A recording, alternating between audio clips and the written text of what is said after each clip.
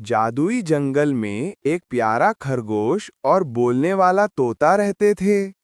एक दिन उन्हें चमकती हुई सुनहरी चाबी मिली। तोते ने कहा, ये चाबी खुशियों का दरवाजा खोलती है। दोनों साथ चल पड़े और एक इंद्रधनुषी द्वार खोला।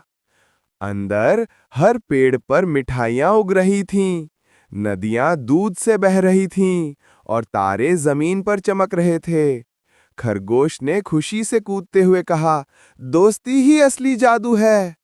तोता मुस्कुराया और दोनों उस जादुई भूमि के रक्षक बन गए।